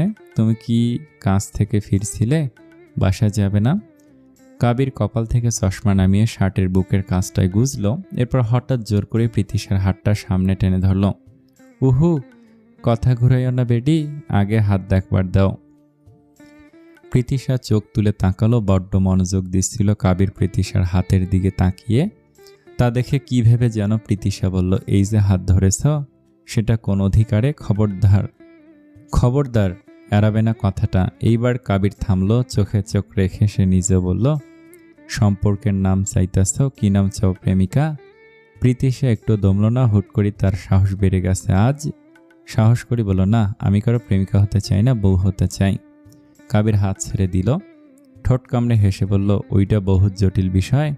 আমার কিন্তু বিয়ে শাদির কোনো প্ল্যান নাই। প্রীতিশা চোখ সরু করে তাকালো, বলল, বিয়ের প্ল্যান করবে কেন? তুমি তো গুন্ডামি করেই বেশ আছো, তোমার বিয়ের প্রয়োজন কি? কাবির হো হো করে হেসে উঠল। প্রীতিশার বাহুতে জোরে চাপড় দিয়ে বলল, এই তো সেমরি, ঠিক চিনছ আমারে। প্রীতিশা হতভম্ব হয়ে রইল। কাবিরের আস্তে চাপড় জোরেই লেগেছে প্রীতিশার বাহুতে। রীতিমতো হাত দিয়ে চেপে ধরতে হয়েছিল ব্যথা পাওয়া হাতে। এই মানুষটাকে কিভাবে শোধরাতে হবে সে নিজেও জানে না, শুধু জানে চেষ্টা না করলে নিজের কাছে হেরে যাবে সে। তবে মানুষ তো করতেই হবে বুনো ষাটটাকে, সে যেভাবেই হোক। কাবির হঠাৎ গভীর হয়ে বলল, একসময় আমিও বিয়ে শাদির স্বপ্ন দেখছিলাম একজনের লগে, তাও বড় ভাইয়ের জোরে, কিন্তু আনফর্চুনেটলি সেইটা হয় নাই। এক হিসাবে ভালোই হয়েছে, সে আমার থেকেও ভালো একজন পাইছে, এখন তারা সুখে থাকলেই হইল। প্রীতিশা অবাক চোখে তাকালো, তোমার কি গার্লফ্রেন্ড ছিল? কই আগে তো কখনো বলনি। ধুর, গার্লফ্রেন্ড টার্লফ্রেন্ড না, জীবনে প্যারা নেই নাই ওইসব, কারণ লুতুপুতু আমার দ্বারা হইতো না। তবে ভালো লাগা আসিল, সে খুব চাইতো আমারে, তার ভালোবাসার অনুভূতিটা আসিল তীব্র, সেই তীব্র ভালোবাসায় মায়ায় পড়ছিলাম না চাইতেও। প্রীতিশা ব্যথাতুর দৃষ্টিতে তাকায়, চোখে আঘাতের চিহ্ন হয়ে স্পষ্ট। প্রীতিশার চোখে অদ্ভুত যন্ত্রণা। কাবির টের পেয়ে বলল, আরে আগেই পেয়াপু কইরা কান্দ না, পুরোটা হুনবা না। ভালো লাগা আসিল কইছি, ভালোবাসা না। দুইটা কিন্তু আলাদা জিনিস। তাছাড়া ভালোবাসা থাকলে আমি তারে কখনো ভুলতে পারতাম না, এইটা ফ্যাক্ট। কথা বলতে বলতে তারা হাঁটছিল। প্রীতিশার বুকটা ধীরে ধীরে হালকা হলো কাবিরের আশ্বস্ত করায়। তবুও কৌতূহল চেপে রাখতে না পেরে সে জিজ্ঞেস করলো, মেয়েটা কি খুব সুন্দরী ছিল? আমার থেকে অনেক সুন্দর? কাবির মুচকি হেসে বলল, সুন্দর? হ্যাঁ, মেলা সুন্দর আসিল। একেবারে ধবধবা সাদা যারে কয়। চোখ নাক মুখ কেন একেবারে আল্লাহ ঠিকঠাক জায়গায় বসায়া তার যত্ন করে পাঠাইছিল, এমন লাগে দেখলে। প্রীতিশা নিজের হাতের দিকে তাকালো। সেও ফর্সা, তবে অত ধবধবে সাদা নয়। নাকটা একটু বোঁচা। ভাবতে ভাবতে অজান্তেই নাকে হাত দিল। সব লক্ষ্য করলো কাবির। কিন্তু আমার অত সুন্দর মেয়া পছন্দ না। আমার পছন্দ ডাগর ডাগর চোখালা, বোচা নাকওয়ালা। আর এত ফর্সা দিয়ে কি করবো? ফর্সা ধুয়ে ধুয়ে পানি খামো? প্রীতি সাহেবের হেসে ফেলল, কি বোচা নাকওয়ালা আমি পছন্দ কেন? কাবির বড্ড গুরুতর ভঙ্গিমায় নাক কুঁচকে বলল, কারণ চুকা নাকওয়ালা মেয়েরা স্বামীর অবাধ্য হয়। এই শুনে হাসতে হাসতে প্রীতিশার চোখ বুজে এলো। প্রীতিশা মুহূর্তেই যেন সব ভুলে বসল। সেই হাসির আড়ালে কাবির তাকে রইল তার দিকে প্রীতিশার অগোচরে। সেই মুগ্ধ দৃষ্টির কথা জানল না প্রীতিশা। এই যে মেয়েটা হাসছে, এখনই প্রীতিশাকে দুনিয়ার সবচেয়ে সুন্দর মেয়ে হিসেবে মনে মনে আখ্যায়িত করল কাবির। এই মুহূর্তে এই হাসিটুকু তার চোখে সবচেয়ে সুন্দর দৃশ্য। প্রীতিশা তো আর জানে না কাবিরের চোখে সে কেমন। ছোটখাটো গরনের মেয়েটা চট করেই যেন কাবিরের হৃদয় ফেরে ফুরে ঢুকে পড়ল। এবার এখান থেকে বেরোনোর আর পথ নেই তার। প্রীতিশা হাসি থামিয়ে হালকা স্বরে বলল, হয়েছে, চলো, সন্ধ্যা নেমে আসছে, এবার বাড়ি ফেরা দরকার, না হলে লেট হবে বাসায় ফিরতে। কাবির নীরবে মাথা নেড়ে হাঁটা ধরল। পাশে পাশে প্রীতিশাও। রাস্তার আলো তখনও পুরো ফুরায়নি। চারপাশে কেমন এক অস্থির গুধুলি। হঠাৎ করে প্রীতিশার মাথার ভেতর যেন ঘূর্ণি তুলল। চোখের সামনে ঝাপসা অন্ধকার নেমে এলো। মুহূর্তে কিছু সেকেন্ডের ব্যবধানে সে চারপাশে দেখার ক্ষমতা হারিয়ে ফেলল। মাথায় হাত দিয়ে সামলে নিতে গিয়েও পারল না। পা দুটো শক্তি হারিয়ে ফেলল। পড়ে যাবে ঠিক তখনই কাবিরের বলিষ্ঠ দুহাত তাকে আঁকড়ে ধরল শক্ত করে। প্রীতিশা অবচেতনে শরীর ছেড়ে দিয়েছে। ততক্ষণে আকস্মিক ঘটনায় কাবির থমকে প্রীতিশাকে ডাকে, প্রীতি, কি হইল? এই অসুস্থ তুমি? কথা বেরোল না প্রীতিশার মুখ দিয়ে। হঠাৎ করে বাকশক্তি যেন কেড়ে নিল অদৃশ্য কিছু। কাবির তাকে ধীরে করে পাশে একটা বেঞ্চের ওপর বসালো আর নিজে হাঁটু গেড়ে মাটিতেই বসল। কয়েক মুহূর্ত কেটে গেল। নিস্তব্ধ। শ্বাসের শব্দ ছাড়া কিছুই নেই। অবশেষে চেতনা ফিরতেই প্রীতিশা দুর্বল হাসি হেসে বলল, চিন্তা করো না, আমার লো আয়রনের সমস্যা আছে তো, তাই হঠাৎ হঠাৎ এমন মাথা ঘুরে যায়। এখন ঠিক আছে আমি। কাবির প্রীতিশার ব্যাগ থেকেই চুপচাপ পানির বোতল এগিয়ে দিল। প্রীতিশা ছোট ছোট চুমুকে পানি খেল। কাবির কি বলবে বুঝে উঠতে পারল না। ভয়টা তখনও বুকের ভেতর জমে আছে। কিছুক্ষণ আগেও সে ভেবেছিল এই বুঝি কিছু হয়ে গেল। এখনও নিজের হৃদয়ের স্পন্দন কানে বাজছে তার। এত কাছে দাঁড়িয়ে অথচ শব্দহীনভাবে সে শুধু প্রার্থনা করল প্রীতিশা যেন সবসময় ঠিক থাকে, কারণ সে একা নয়, তার সাথে কাবিরও জড়িয়ে। প্রণয়যুগল কথা বলতে বলতে চৌধুরী পাড়ার সরু গলির মুখে এসে থামে। গলিটা পেরিয়ে বামে ঘুরে 2 বাড়ি পরেই প্রীতিশাদের বাসা। চারপাশে সন্ধ্যার অন্ধকার ধীরে ধীরে নামছে। আকাশের রং বদলাতে শুরু করেছে। সূর্য ঢলে গাঢ় লাল হচ্ছে চারপাশের আকাশ। প্রীতিশা কাবিরের দিকে তাকে মৃদু হেসে বলে, দেখেছ, সন্ধ্যা হয়েই গেছে, এবার যাই, বাই বাই। কাবির শুধু মাথা নাড়ায়। ঠোঁটের কোণে সামান্য হাসি দেখা যাচ্ছে, তবে দূর থেকে তা বোঝা যাচ্ছে না। প্রীতিশা বাড়ির পথে হাঁটা ধরল। পুরোপুরি চোখের আড়াল না হওয়া পর্যন্ত কাবির সেখানেই দাঁড়িয়ে থাকে। প্রীতিশার বাড়ির দিকে যাওয়ার পথে একটা চায়ের দোকান পড়ে। সন্ধ্যা নামলেই সেখানে বখাটে ছেলেপেলেদের ভিড় জমে। হাসি ঠাট্টা আর অযথা শব্দে ভরা এক অস্বস্তিকর আড্ডা তাদের। প্রীতিশা এসব খেয়াল না করে ফোন হাতে সোজা এগোচ্ছিল। মূলত সে ফোনে তার ভাইয়ের মেসেজ দেখছিল। ঠিক তখনই আড্ডার ভেতর থেকে একজন উঠে এসে তার সামনে দাঁড়ায়। হঠাৎ পথ আটকে যাওয়ায় প্রীতিশা চমকে 2 কদম পিছিয়ে যায়। বিরক্তি আর অসহিষ্ণুতার ছাপ স্পষ্ট চোখে। সে আশেপাশে তাকিয়ে দেখে পরিচিত কিছু মুখকে। হ্যাঁ, এরাই সেদিন প্রীতিশাকে বিরক্ত করতে গিয়ে কাবিরের হাতে মার খেয়েছিল। তবে আজ যে সামনে দাঁড়িয়ে থাকা ছেলেটা নতুন। প্রীতিশা অতি বিরক্তকর চোখে তাকিয়ে দেখে হ্যাংলা পাতলা ছেলেটার দিকে। ছেলেটার হাতে জ্বলন্ত সিগারেট উন্মাদের মতো টানতে টানতে ধোঁয়া ছাড়ছে। নাক গন্ধে আসতেই প্রীতিশার গা গুলিয়ে ওঠে। রাগে মুখ খুলে কিছু বলতে যাবে, ঠিক তখনই মুহূর্তে পাশে বেঞ্চে বসে থাকা আরেকজন ছেলে চেঁচিয়ে উঠে বলে, ওই রকি, ওই মেয়েটার ছাইরা দে, ঝামেলা করিস না বাপ, ল্যাম্পপোস্টের সামনে ক্যাডা খাড়া আছে দেখ। এর আগে কাবির আমগো সেই কালান কালাইছে রে এই মাইয়ার জন্য। রকি নামের ছেলেটা কথাটা শুনে সঙ্গে সঙ্গে প্রীতিশার পেছনে তাকায়। লক্ষ্য করে ল্যাম্পপোস্টের পাশে হেলান দিয়ে দাঁড়িয়ে আছে কাবির। কালো হুডি পরা, মাথায় টুপি দেয়া, হুডির পকেটে গোজা 2 হাত, ঠোঁটে একরকম রহস্যময় হাসি। কাবির আলতো করে হাত নাড়িয়ে হাই জানায় রকির উদ্দেশ্যে। এর মানে কাবির সবটাই লক্ষ্য করেছে এতক্ষণ। রকির বুকের ভেতর কেমন যেন ধক করে ওঠে। বুকের ভেতর একরকম ভয়ের শীতল স্রোত বয়ে যায়। বন্ধুদের সতর্কবার্তা পেয়ে আর এক মুহূর্ত দেরি না করে রকি সরে দাঁড়িয়ে প্রীতিশার পথ ছাড়ে। আপাতত কাবিরের সাথে ঝামেলা করার সাহস নেই ওদের। এসব কাণ্ডের কোনো কিছুই প্রীতিশা ঠিক বুঝে উঠতে পারে না। সে ঠায় দাঁড়িয়েছিল, তবে ওদের ভীতু দৃষ্টি অনুসরণ করে পেছনে তাকাতেই সে দেখতে পায় কাবিরকে। মুহূর্তে প্রীতিশার ভুরুজোড়া শিথিল হয়ে আসে, ঠোঁটে আলতো হাসি ফুটে ওঠে। কাবির কয়েক কদম এগিয়ে এসে কোনো কথা না বলেই প্রীতিশার হাত ধরে নেয় এবং অন্য হাতে প্রত্যেকটা ছেলেগুলোকে একে একে হাতের ইশারায় তর্জনী আঙ্গুল তাক করে চিহ্নিত করে। এদিকে শক্ত ও আশ্বস্ত এক পুরুষালী হাতের মুঠে বন্দী হয় প্রীতিশার কোমল হাত। কাবির সামনে সামনে হাঁটে আর প্রীতিশা পেছনে পেছনে। কাবিরের হাতের ধরাটা প্রবল অধিকার সুলভ ভঙ্গিমা। আশেপাশের সব শব্দ কেমন যেন হঠাৎ ম্লান হয়ে যায়। একেবারে বাসার সামনে এসে কাবির হাত ছাড়ে প্রীতিশার। গলা একটু শক্ত করে বলে, টিউশনি করবা ভালো কথা, কিন্তু সন্ধ্যা কেন হইব? দিন সকালে টাইম বানায় নিতে পারো না? এই টাইম চেঞ্জ করবো বুঝছো, এখন যাও। প্রীতিশা ফিক করে হেসে ওঠে। কাবিরের চমৎকার অধিকার বোধ টের পেতেই চোখে দুষ্টমি কিলবিল করে তার। আরে বাহ, খুব অধিকার দেখাচ্ছ যে। কাবির কোনো উত্তর দেয় না, উল্টো দিকে হাঁটা ধরে। জানে কথা বললে কথা বাড়বে, আপাতত সেটা চায় না। যেতে যেতে মুখ মুচকে বিড়বিড় করে, পীড়িতের ফান্দে ফালাইয়া কও, অধিকার দেখাই কেন? ঢঙের কথাবার্তা। প্রীতিশাও আর দাঁড়িয়ে থাকে না, হাসিটা ঠোঁটে রেখে নিজের ঘরের ভেতর ঢুকে যায়। বাইরে সন্ধ্যা নেমে আসে আর বাতাসে ভেসে থাকে কিছু অদৃশ্য টান, যা হয়তো কেউ অস্বীকার করতে চাইছে না, কিন্তু অস্বীকারও করতে পারবে না। সন্ধ্যার নীরবতায় শুধু থেকে যায় কিছু অপ্রকাশিত কথা আর অদ্ভুত এক নিশ্চুপ অনুভূতির আবেশ।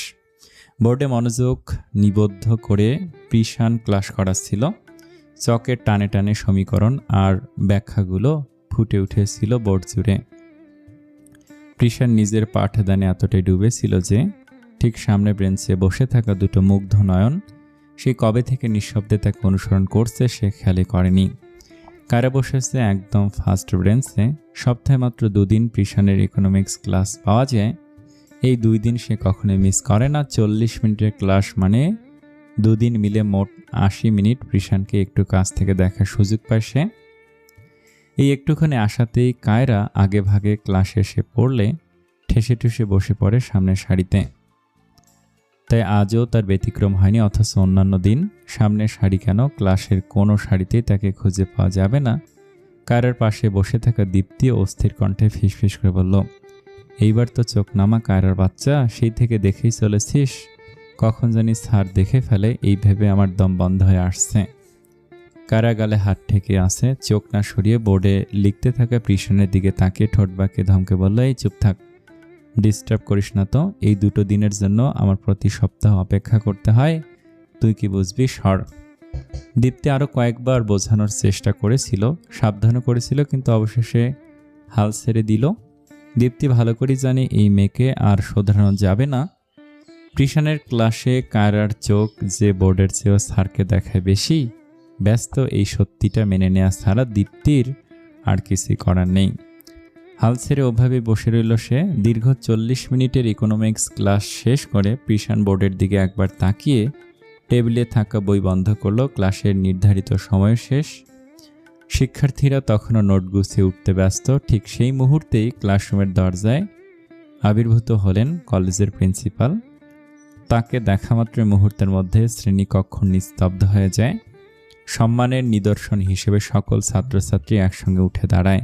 হালকা হাসি দিয়ে শিক্ষার্থীদের বসার ইঙ্গিত করে। প্রিন্সিপাল বললেন, প্রিয় শিক্ষার্থীরা, আজ তোমাদের জন্য একটি সুখবর নিয়ে এসেছি। চলতি বছরে তোমাদের চমৎকার ফলাফলের স্বীকৃতি হিসেবে তৃতীয় বর্ষের এই ডিপার্টমেন্টের শিক্ষার্থীদের জন্য একটি ট্যুরের আয়োজন করা হয়েছে। যারা যেতে আগ্রহী তারা আমিনুল স্যারের সঙ্গে যোগাযোগ করবে। খবরটি শুনে শ্রেণীকক্ষ জুড়ে আনন্দের ঢেউ বয়ে গেল। উচ্ছ্বাস আর ফিসফিস কথায় ভরে উঠল শ্রেণীকক্ষের চারপাশ। কেউ কারো দিকে তাকে হাসছে, কেউ ভবিষ্যৎ সফরের পরিকল্পনায় ব্যস্ত হয়ে পড়েছে। এই ভিড়ের মাঝেও প্রিশান চিরচেনা স্বভাবেই নীরব সংযত হাসল। প্রিন্সিপাল ক্লাস থেকে বেরোনোর আগে প্রিশানকে ইশারায় কাছে ডাকলেন। প্রিন্সিপাল ছিলেন প্রিশানের বাবার ঘনিষ্ঠ বন্ধু, তাই প্রিশানের মুখে তাকে আঙ্কেল বলেই সম্বোধন শোনা যেত। প্রিশান ধীর পায়ে তার সঙ্গে বেরিয়ে এলো। চলতে চলতে প্রিন্সিপাল বললেন, প্রিশান, তুমি তো কখনো কোথাও যাওয়ার ব্যাপারে আগ্রহ দেখাও না, কিন্তু এইবার তোমার কোনো আপত্তি শুনতে চায় না। এই ডিপার্টমেন্টের শিক্ষকরা সবাই মিলে যাচ্ছে। প্রিশান কিছু বলতে গিয়েও থেমে গেল। চোখ নামিয়ে এক মুহূর্ত ভেবে নিয়ে মাথা নেড়ে বলল, আপনি তো জানেনই আঙ্কেল, বাচ্চাদের ছাড়া আমি একদম থাকতে পারি না। ওদের একা রেখে যাওয়া, তাছাড়া আমার বোনটাও তো একাই থাকে।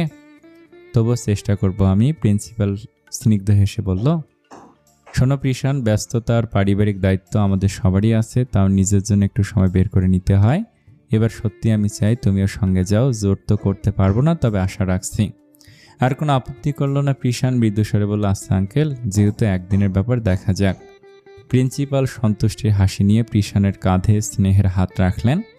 তারপর ধীরে ধীরে করিডোর ধরে এগিয়ে গেলেন। পেছনে রেখে গেলেন প্রিশানের জন্য একগুচ্ছ ভাবনা আর আসন্ন এক সফরের সম্ভাবনা। প্রিশানও ভেবে নিল, যাওয়াই যাক, তাছাড়া ঘোরাঘুরি করলে মনটা ফ্রেশ থাকে। অনেকদিন তেমন কোথাও যাওয়া হয় না। ক্লাস শেষের ঘন্টাটা আজ একটু বেশি দীর্ঘ হলো। ক্লাস শেষে বের হয়েই কায়রা, দীপ্তি আর আরও কয়েকজন বন্ধু হেঁটে চলেছে ক্যাম্পাসের ছায়াঘেরা পথ ধরে। কথার বিষয় একটাই, কাঙ্ক্ষিত ট্যুর। দীপ্তি হালকা উত্তেজনায় কায়রাকে বলল, তুই কি যাবি? তুই গেলে আমিও বাসায় বলবো। কায়রা সামান্য ভেবে গাল জিভ ঠেলে উত্তর দিল, যাওয়াই যায়। এমনিতেও বন্ধুরা মিলে আমাদের কখনো ট্যুরে যাওয়া হয়নি। সারা জীবন শুধু প্ল্যানই করে গেলাম, সাকসেসফুল আর হয়নি। পেছন দিক থেকে জিহাদের কণ্ঠ ভেসে এলো, সেটাই তো কায়রা, চল না, একদিন তো ঘুরে আসি।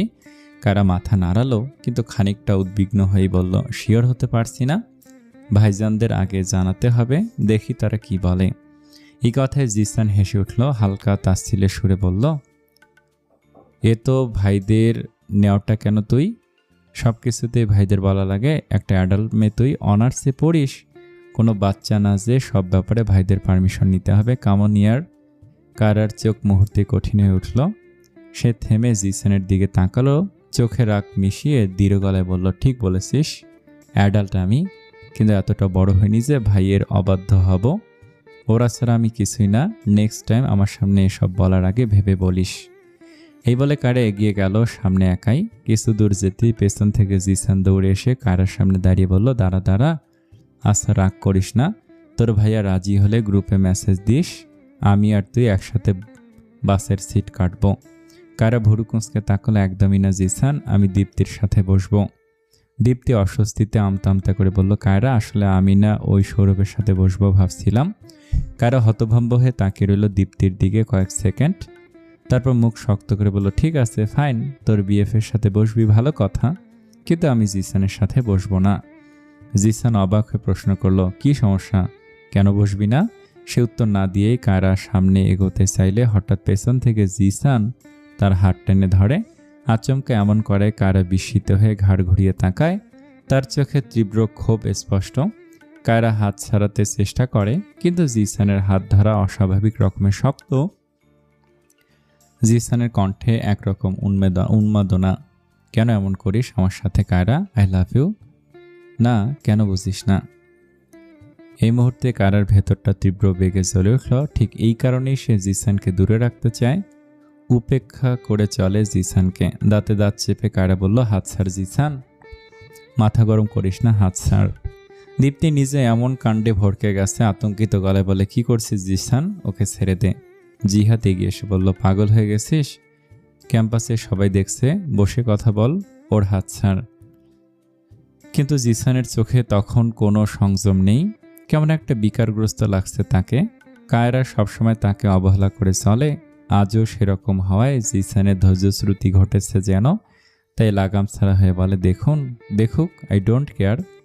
আমাদের মাঝে তোরা কেউ আসবি না। কায়রা কেন আমাকে ইগনোর করে সবসময়? আজ বলতেই হবে। আমার কি কমতি আছে? আমি তোকে পাগলের মতো ভালোবাসি, বোঝে না কেন ও? কিসের ভালোবাসা? তুমি শুধুমাত্র আমার বন্ধুই ছিলে, আজকের পর তুমি সেটাও থাকবে না। স্যার আমায় বাস্টার্ড। এমন কথায় কায়রার ধরা হাতে জিসান আরও জোর বাড়ায়। কায়রা ছটফট করে হাত ছাড়ানোর চেষ্টা করে। এমন স্পর্শে তার গা শিউরে ওঠে, বুকের ভেতর জমে ওঠে অসহ্য অস্বস্তি। চোখে তখন শুধু একটাই অনুভূতি, নিজেকে রক্ষা করার তাগিদ। ভালোবাসা কখনো এমন জোর করে হতে পারে না, কোনো মানুষকে কষ্ট দিয়ে তো নয়ই। পরিস্থিতি ক্রমে জটিল হচ্ছিল। হঠাৎ কোত্থেকে যেন ব্যগ্র থাবার ন্যায় এক প্রচণ্ড চপেটাঘাত এসে পড়ল জিসানের গালে। আকস্মিক আঘাতের তীব্রতায় সে কয়েক সেন্টিমিটার দূরে ছিটকে গেল। এমন কাণ্ডে কায়রা হতবিহ্বল হয়ে গেল কিছু সেকেন্ডের জন্য। সে তস্ত্র চোখে তাকিয়ে থাকে প্রিশানের দিকে। এদিকে বিস্ময় আর যন্ত্রণায় গালে হাত দিয়ে জিসান চোখ তুলে তাকাতে দেখল সামনে দাঁড়িয়ে প্রিশান স্যার। ঠোঁটের কোণে একপাশে বাঁকা হাসি টেনে প্রিশান ধীর পায়ে এগিয়ে এলো। জিসানের কলারটা ঠিক করে দিতে দিতে কঠিন শান্ত কণ্ঠে বলল, when a woman says no, that means no, you stop right there. এরপর ছেলেদের আর কোনো ব্যাখ্যা বা দ্বিতীয় কোনো কথা বলার অধিকার থাকে না। সে ভালোবাসার প্রস্তাবই হোক কিংবা অন্য কিছু, আশা করি ক্লাসের বাইরে দেয়া আমার এই লেকচারটা তোর কাজে লাগবে, সাথেই মাঠটাও। মুহূর্তের মধ্যে ঘটনাস্থল ভিড়ের সমুদ্রে পরিণত হলো। ছাত্রছাত্রীরা কৌতূহল উত্তেজনায় চোখে চোখ রেখে সবকিছু দেখছে, যেন সার্কাস হচ্ছে। এদিকে কায়রা প্রিশানের দিকে তাকিয়ে আছে কৃতজ্ঞতার চোখে। কায়রার মনে হলো কোথা থেকে যেন একজন দেবদূত বাস্তবে উপস্থিত হয়েছে তার সামনে। অন্যদিকে জিহাদ আর দীপ্তি ভয়ে স্তব্ধ।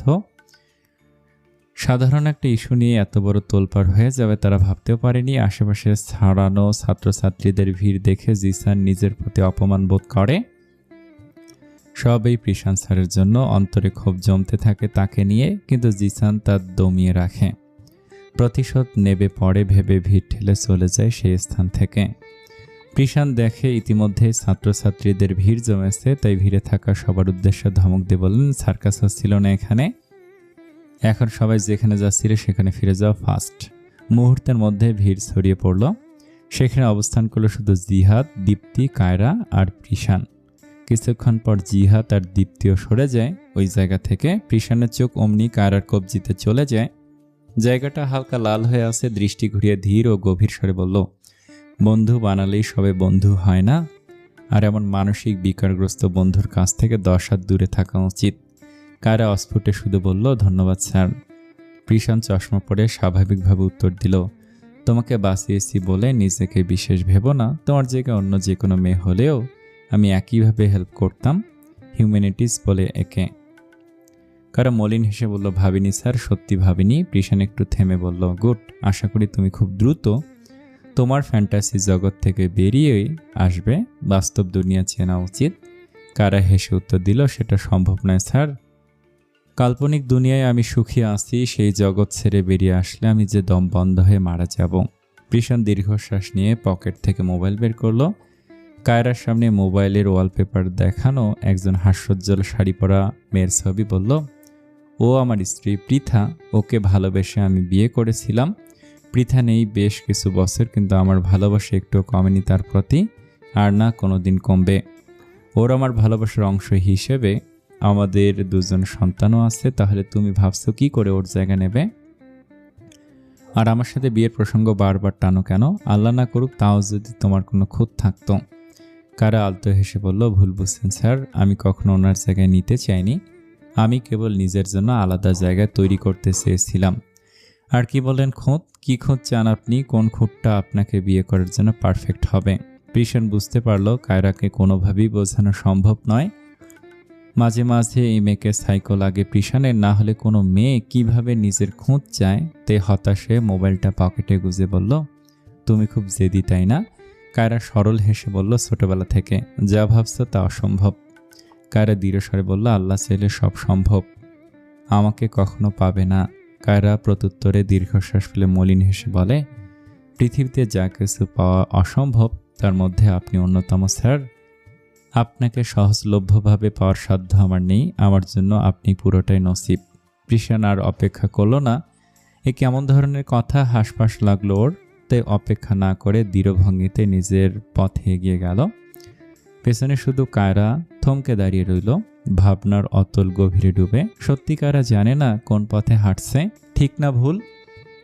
কিন্তু তার মানসিক যুক্তি একটাই, কাউকে ভালোবাসা ভুল নয়, ভুল হতেই পারে না। কাশির সকালটা শুরু হয়েছিল ভোরের আলো ফোটার আগেই।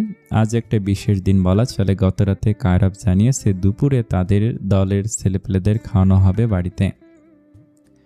তার বিজয়ের আনন্দের জন্য উপরন্ত কায়রাবের ফুপো আসবেন।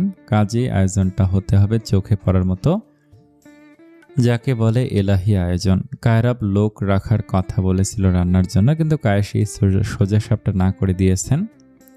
কায়েশির অন্যদের দিয়ে রান্নাবান্না করানোর স্বাচ্ছন্দ্য বোধ করে না। তাছাড়া সে রান্নাবান্নায় পটু হয়, কাউকে প্রয়োজন নেই। অন্যের হাতে রান্নায় তার মন ভরবে না, তৃপ্তি পাবে না সে। তাছাড়া রান্নাঘর তার নিজের আলাদা একটি রাজ্য, এখানে সে একাই যথেষ্ট। সকাল 8টা বাজতেই উনুনে আগুন জ্বলে ওঠে। একটার পর একটা পদ তৈরি করতে থাকে কায়েশি। অবশ্য কাজের ফাঁকে ফাঁকে কানকে খাইয়ে আসা, আবার চুলোর কাছে ফেরা। কায়রা আজ পুরো দায়িত্ব নিয়েছে কানের, নইলে কায়েশির এই ব্যস্ততার মাঝে বাচ্চাটা মায়ের আঁচল ধরে টানাটানি শুরু করলে কায়েশির কাজের সব তাল কেটে যাবে। কায়েশি ইতিমধ্যে শিক কাবাব, চিকেন রেজালা, চিংড়ির মালাইকারি, বেগুনি ভাজা, আলুর চপ, ছোলার ডাল, খাসির মাংস, রুই মাছের তরকারি রান্না শেষ করেছে। একে একে কখন যে এতগুলো পদ শেষ হয়ে গেল টেরে পায়নি কায়েশি। ঘড়িতে তখন 11:30। দুপুর 1টার আগেই সব গুছিয়ে ফেলতে হবে। হাতে বাকি মাত্র 2-3টে আইটেম। এখন সে 2টো ডেজার্ট আইটেম বানাবে, গোলাপ জামুন আর ফিরনি। এসবই ঘরোয়া রান্না হলেও সুস্বাদু। সর্বশেষ বাসমতি পোলাও রান্নাটা বাকি, ওটা গরম গরম পরিবেশনের জন্য সে শেষে রান্না করবে। আজ কায়রা পার্টি অফিসে যায়নি। তাছাড়া বিশেষ কোনো কাজও ছিল না, থাকলেও সহকারীকে দায়িত্ব দিয়ে রেখেছে, সে সবটা সামলে নিবে। সকালে কায়রা পুরোটা সময় দিচ্ছিল কানকে।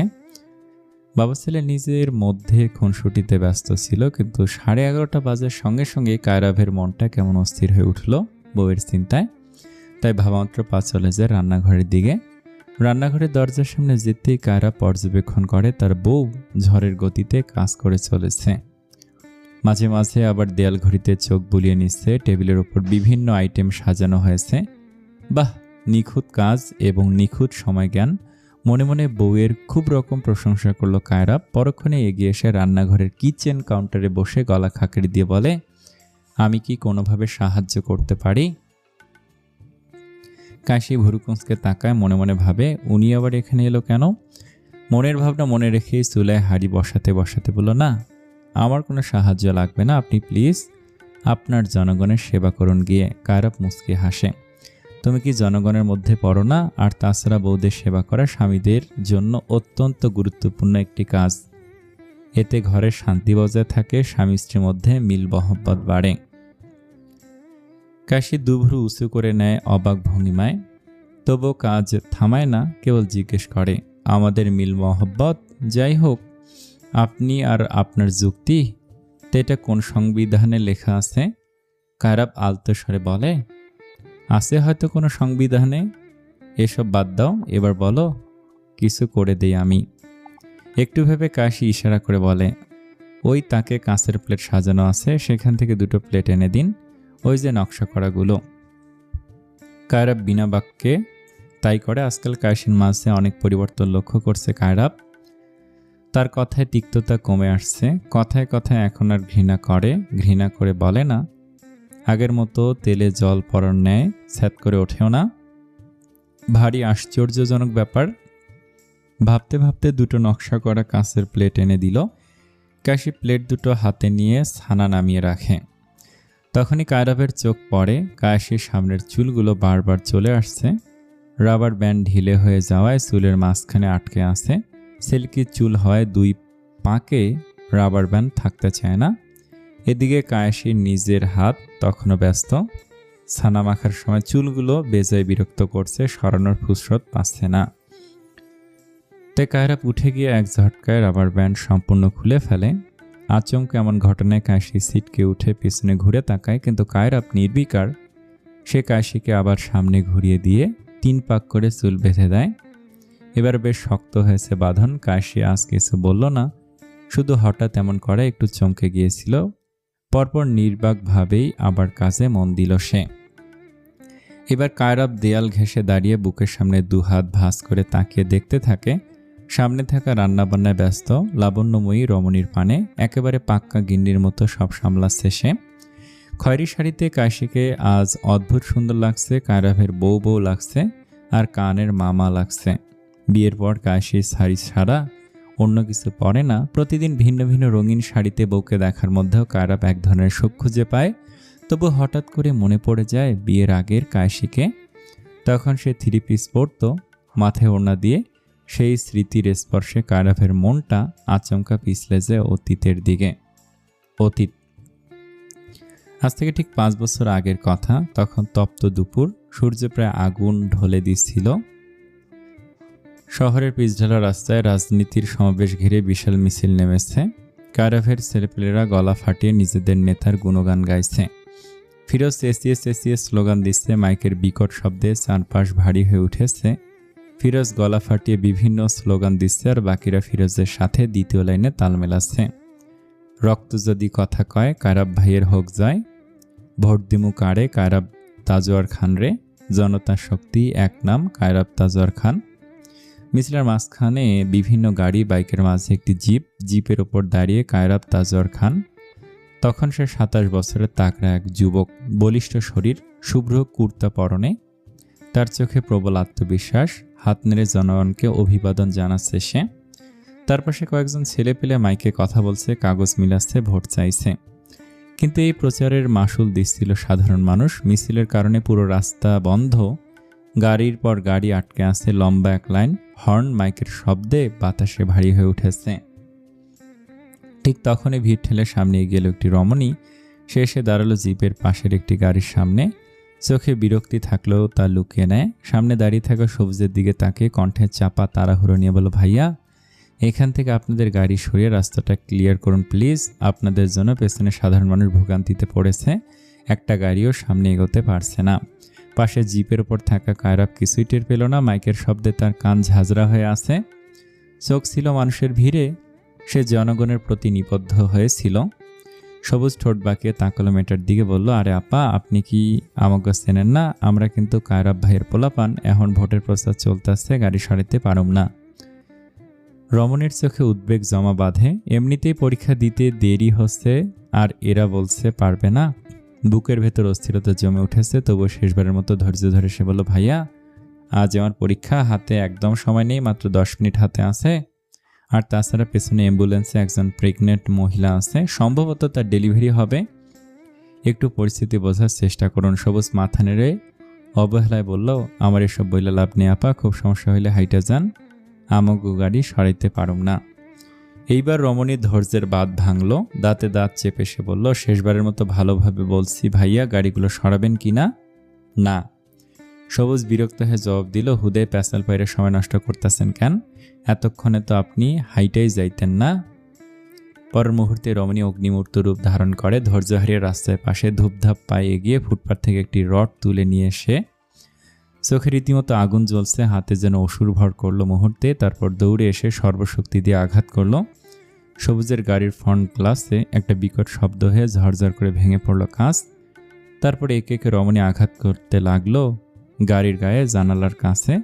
সবুজ এসবে হতবিফল হয়ে যায়। হুঁশ ফিরতে হায় হায় করে চেঁচিয়ে উঠল, হায় হায়, এসব কি করতেছেন আপা? পাগল হয়ে গেছে নাকি? আপা সরেন, আল্লাহ, গাড়ি ভাঙতেছেন কেন?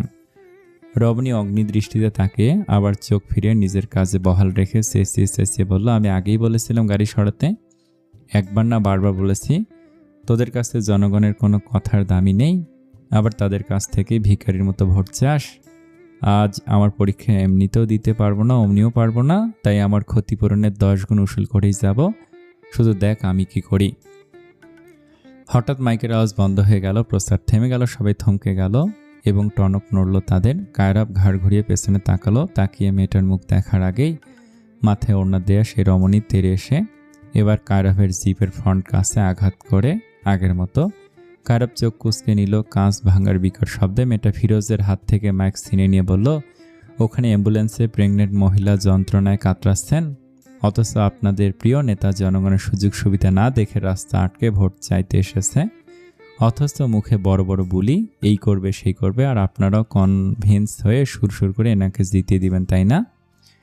কায়রাব তখন রমণীর মুখ দেখেনি, কিন্তু মাইকে বলা নেতিবাচক কথাগুলো তার রাজনৈতিক জীবনে দাগ কাটতে পারে এটা সে বুঝে গেছে। হুট করে রাস্তায় হইচই লেগে যায়। মেয়েটার অতি সাহস দেখে অবাক হচ্ছে কায়রাব, কিন্তু এরকম কথায় মুহূর্তে মাথায় খুন চেপে বসে তার। ভাবলো হয়তো বিপরীত দলের কেউ শত্রুতা করে পাঠিয়েছে তার ইমেজ নষ্ট করতে, তাই তাড়াতাড়ি পেছন থেকে মাইক কেড়ে নিয়ে সে মেয়েটার হাত ধরে এক ঝটকে ঘুরিয়ে বলতেই যাচ্ছিল, এই মেয়ে, তোর সাহস?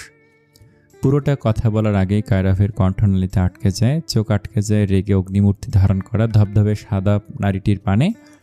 তেজি চোখে তাকিয়ে আছে সে, যেন এক নিমেষে ভস্ম করে দেবে তাকে ওই দুটো নয়ন।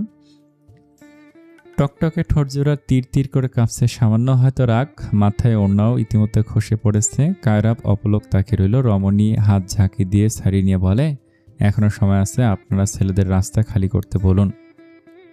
এক মুহূর্ত দেরি না করে কায়রাব হাত তুলে ইশারা করলো সবুজকে, কিন্তু রমণীর থেকে দৃষ্টি সরায়নি।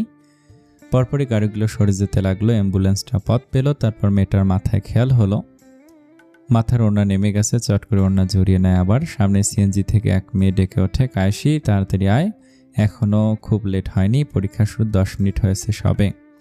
কায়সি ঘুরে এগোতে যাচ্ছিল, ঠিক তখনই এক পুরুষালী হাত তার কবজি চেপে ধরল। কায়সি এতক্ষণ যতটা সাহস দেখাচ্ছিল তা যেন এক মুহূর্তেই থেমে যায়। কায়রাব গম্ভীর স্বরে সিএনজি চালকের নির্দেশ দেয়, আপনি আপনার যাত্রী নিয়ে চলে যান। তৎক্ষণাৎ সিএনজি ছেড়ে দিল। সিএনজিতে বসা মেয়েটাও হতবুদ্ধি হয়ে যায়, কিন্তু পরীক্ষার জন্য কিছু বলার অপেক্ষাও রাখে না। নিজের ভালো আগে দেখতে হবে তার। এমনিতেই তার দেরি হচ্ছিল। এদিকে কায়সি পেছন ঘুরে তাকিয়ে হাত ছাড়াতে ছাড়াতে বলে, এটা কোন ধরনের অসভ্যতা? হাত ছাড়ুন, আমার দেরি হয়ে যাচ্ছে। কায়রাব বাঁকা হেসে হাত টেনে এক ঝটকায় কায়সিকে নিজের একদম কাছে টেনে আনে। হাত পেছন দিকে মুচড়ে ধরে কায়সিকে সামনাসামনি করে রাখে। উন্মাদগ্রস্তের ন্যায় ঘাড় বাঁকিয়ে চোয়াল শক্ত করে বলে, অসভ্যতা? তুমি এতক্ষণ যেটা করলে সেটাকে কি বলে?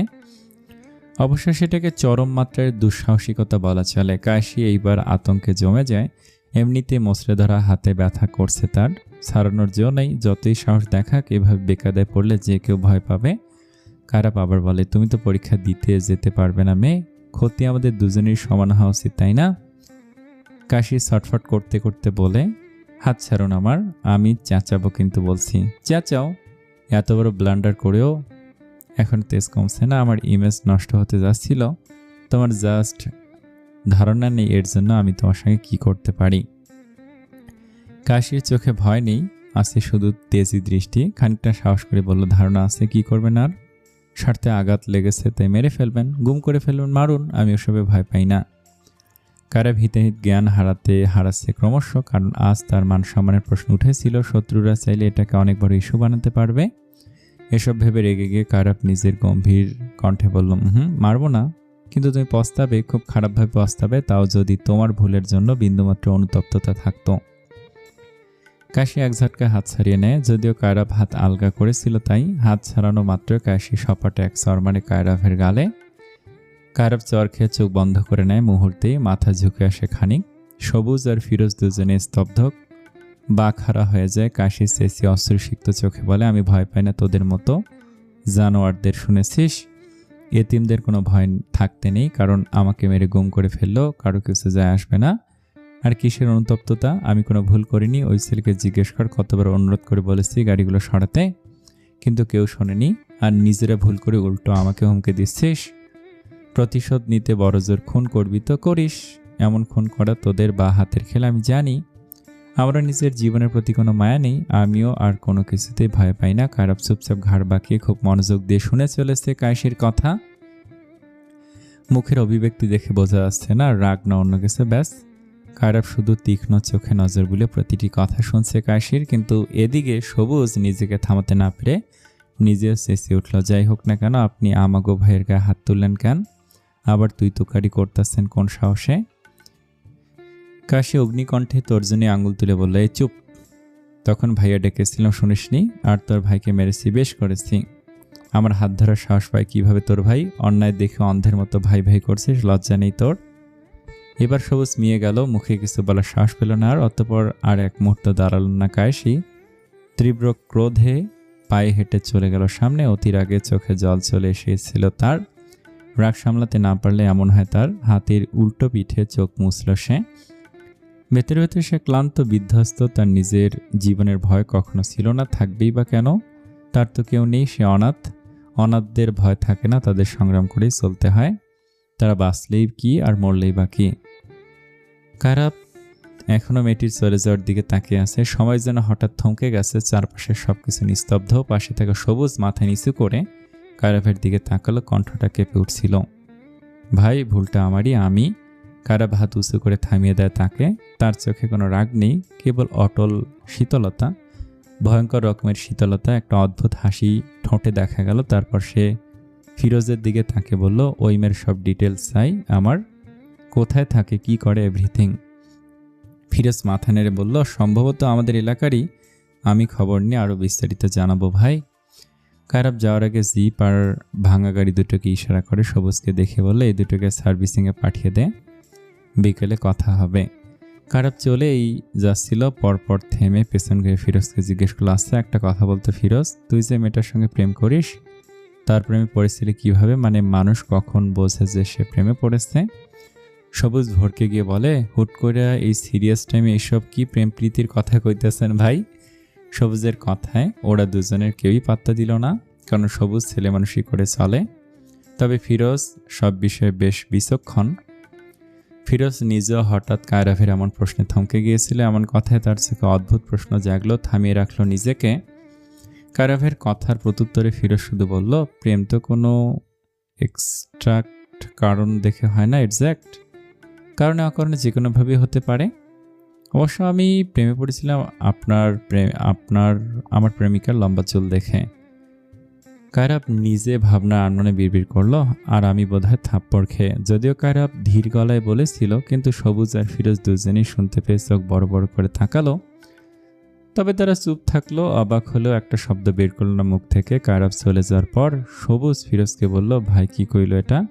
ভাই কি তাইলে ওই খ্যাপা আপার প্রেমে পড়েছে? ফিরোজ অদ্ভুতভাবে মুচকে এসে বলল, মনে তো তাই হচ্ছে, তাও দেখা যাক সময় কি বলে, তোর খ্যাপা আপা আবার ভাবি না হয়ে যায়। সবুজ মাথায় হাত রেখে অসহায় ভঙ্গিমায় বলল, তাইলে কাম সারছে, ভাইয়ের হারমাস একেবারে জ্বালাইয়া খাইব, যেই রং দেখাইল আপায়। আসসালামু আলাইকুম। এই গল্পটা কেমন লাগছে কমেন্টে জানান।